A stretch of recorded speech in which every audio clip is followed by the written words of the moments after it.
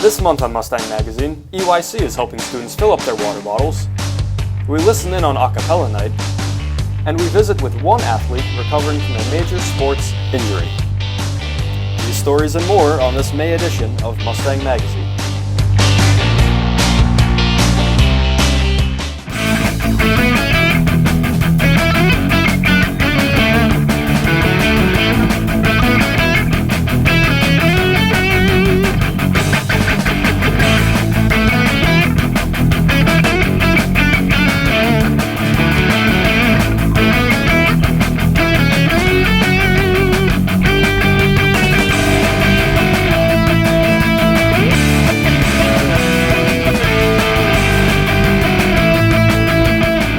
Hosts, Corey Giffen and Brian Curley.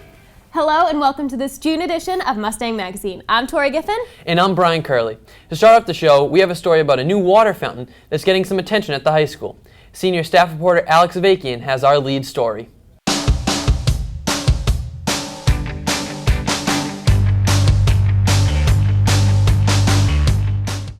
EYC installed a water bottle refill station down by the gym. The purpose? To help reduce the amount of waste that we're producing at school. So you can go refill your bottle and use a reusable bottle instead of the plastic bottles because those are really bad for the environment. According to the U.S. Department of Agriculture and the American Beverage Council, Americans consume nearly 9 billion gallons of plastic bottled water per year, while generating more than 1,200 million tons of waste. With the EYC's new refill station, they're hoping to reduce our school's global impact and save everybody some money. In the cafeteria, we pay by the volume of trash, so if there's less water bottles being thrown away, then there's less trash. But it's not just the environment EYC is trying to save. The plastic water bottles, a lot of the time they have like chemicals in them that aren't good for you to drink. One of the most dangerous chemicals is bisphenol A, also known as BPA. This chemical can be really dangerous, especially if the temperature of the water in the plastic bottle rises. That's why EYC has plans to sell reusable bottles that are BPA-free and safe for drinking. They're going to be stainless steel with a straw, and they'll be pretty cheaply priced, like under $10. And to keep track of all the savings, the new water fountain will have a special feature. The refill station actually has like a counter, and it will tell you how many bottles we've saved. So we'll have to see like what our rate per day is. With bottled water being nearly 10,000 times the cost of tap water, it seems like EYC's refill station and water bottle sale is a win-win for everyone. Reporting for Mustang Magazine, I'm Alex Avakian. Thanks, Alex. Hopefully the new water refill station will help reduce our plastic waste. Next up is a story on one outstanding senior who's overcome some obstacles in life that not many people even know about. Mary Erickson reports.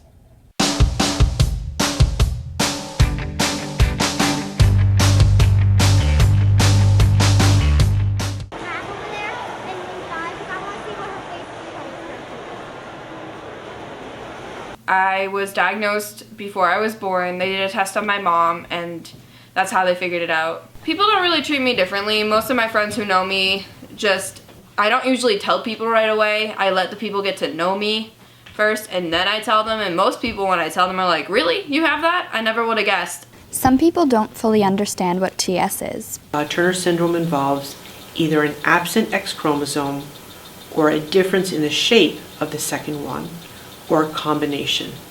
And no two people with Turner syndrome are exactly the same. Daily life can be affected by TS, but Caitlin hasn't had many problems. Turner syndrome has affected my daily life more so when I was little than now, because I used to have to take a growth hormone shot every single night, and I did that for about 9 years, which was not very fun. I stopped when I was 14, and I started when I was about 5.5. In terms of today, I have a great group of friends who make me feel as quote-unquote normal as possible. So, I mean, I don't really have it doesn't really affect me in my daily life as much today as it did when I was younger. This disorder will impact Caitlin's future, but that's not going to discourage her.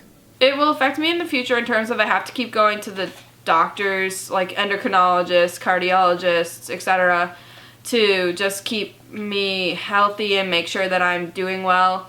And then I won't be able to have kids in the future. It's not really an issue to not be able to have kids, because there are so many other ways to have kids, like with adoption and stuff.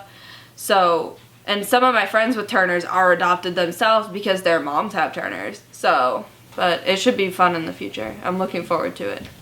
TS has given Caitlin the chance to do new things.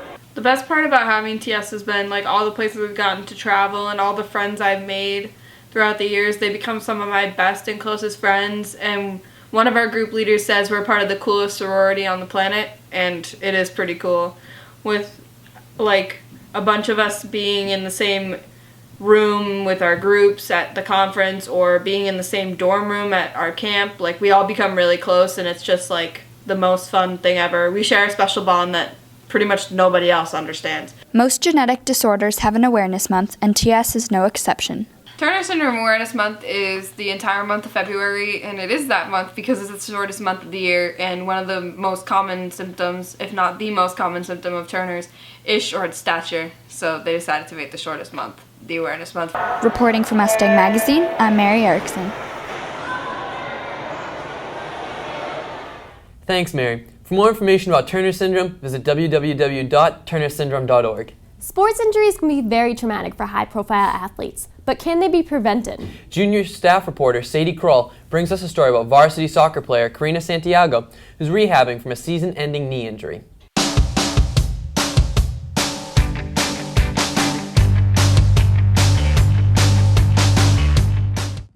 Karina Santiago is an athlete whose main focus has always been soccer.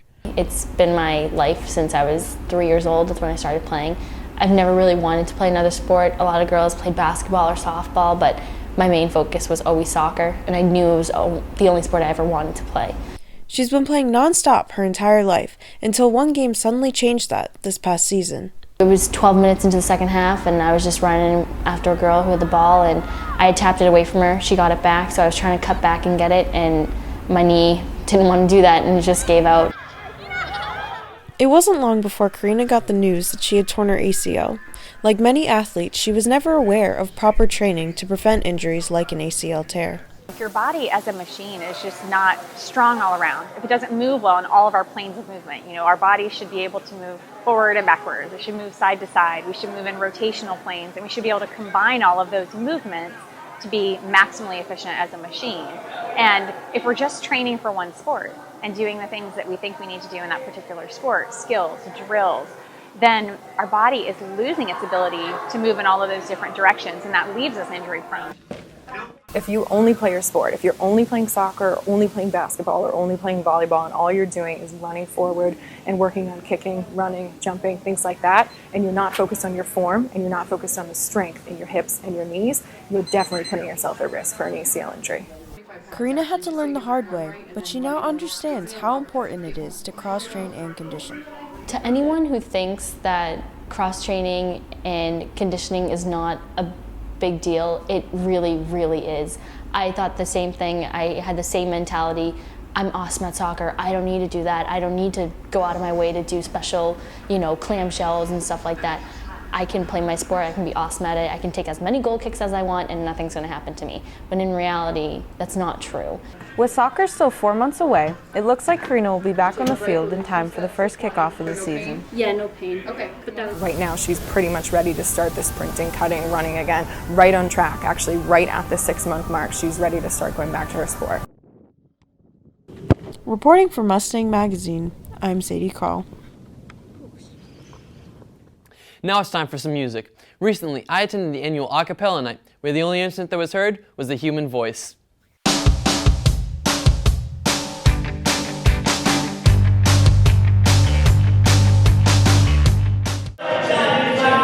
Recently, the Norwood High School music program hosted an Acapella Night. Tonight we had 5 acapella groups perform. We had Norwood High's 2 acapella groups, Bryant University's The Bottom Line, Brown University's The Brown Derbies, and UMass Lowell acapella.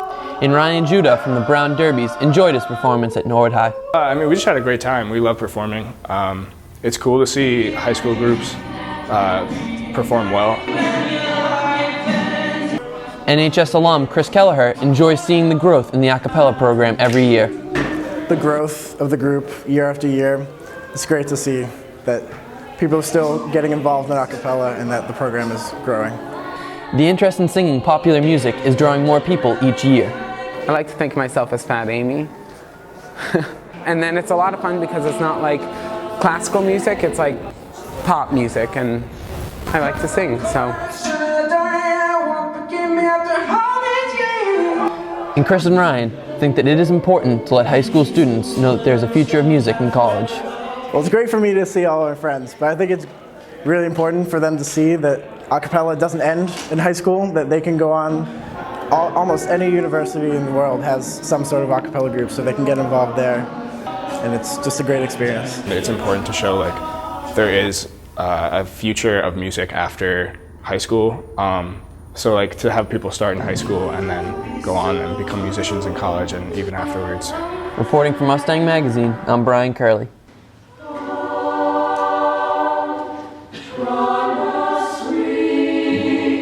Last month, I visited the children's wing of Mass General Hospital and met up with an honorary guest.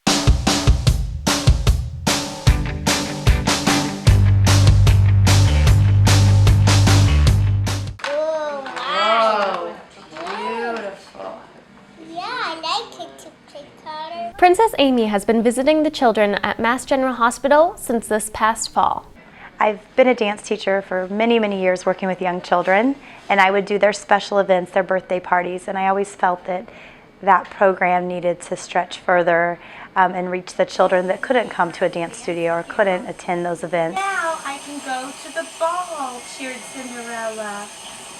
So was born Fairy Tale Fridays, a once-a-month visit to surprise patients at Mass General Hospital. So we start out maybe with some dancing and some movement, and then I read a story. We have craft time. Oh, love it. Oh, it's a great rainbow. And then I'll go do room visits for children that aren't able to come to the playroom. And I'll take a craft or a story and a wand to them. And Amy looks forward to seeing the children's reactions. Oh, it's always wonderful when we come. Children just get so excited, especially if it's a princess that they love from TV. Other employees have also taken notice of Amy's work. Amy is a true gift. She just knows children. She knows how to get to their level and have such a wonderful bonding experience with them instantly. And they are truly just amazed. Some patients have even made breakthroughs in her presence. There was a little girl that was getting up and twirling with me and walked to me, and the mother started crying. I thought maybe something had happened, and she said that she was never able to physically do that before. So it just kind of proves that the healing process is not just physical, that it can be mental and spiritual. However, the monumentous occasions are often overshadowed. It's really the individual moments that I love every time that I come, connecting with someone in their room who, it made their day, or giving someone a wand. So it's all those moments combined that really make it so special. For Mustang Magazine, I'm Tori Giffen reporting. Last month was the annual Fine Arts Festival. Jared Gaggano takes us to the action.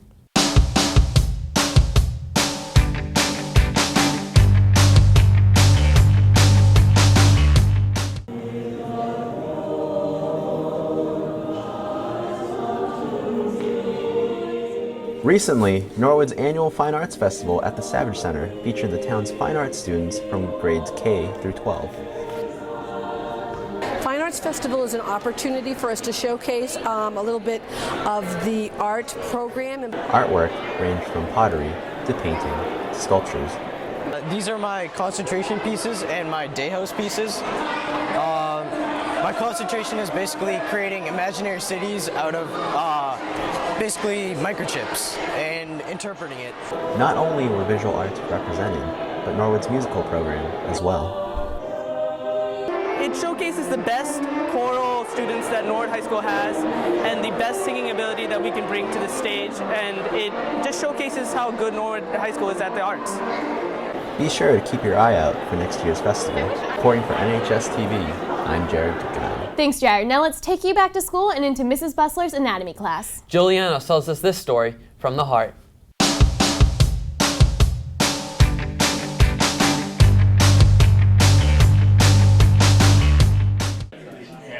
Recently, students in both exercise physiology and period 2 anatomy have been learning about the heart. Today in anatomy we are dissecting a sheep heart. So basically we get it and we cut it open and look at all the parts that we're studying. So the ventricles and the atriums, and we just look at how they look in the sheep because the sheep heart is very similar to our heart. The flatter side's the back, the rounder part's up top.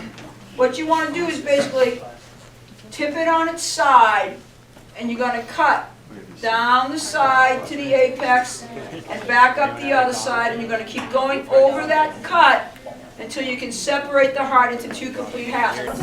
We cut the heart so there would be a top and a bottom and split it in half so we have the top, bottom. This is a blood vessel and this is fat. So the first thing I want you to do is go around and take it. We've covered the heart in class, we cover circulation through the heart in class.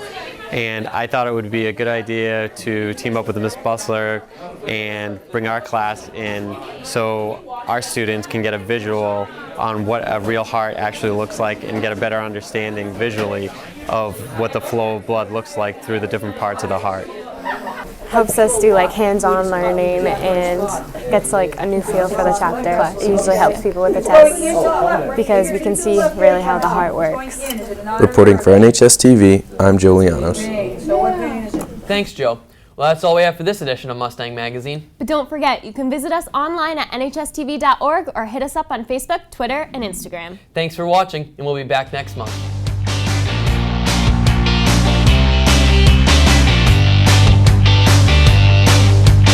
Taylor, to see more hot class. Why is that so difficult? Sports injuries can be very traumatic for high-profile athletes, but can they be prevented? Well, I know. Junior staff reporter Sadie Kroll brings us a story about varsity soccer player Karina Santiago, who's rehabbing from a season-ending knee surgery. Can we do that one again? Knee surgery. Now it's time for some music. Recently I attended the annual Acapella Night, where the only instrument that was heard was the human voice. Why is that the sentence?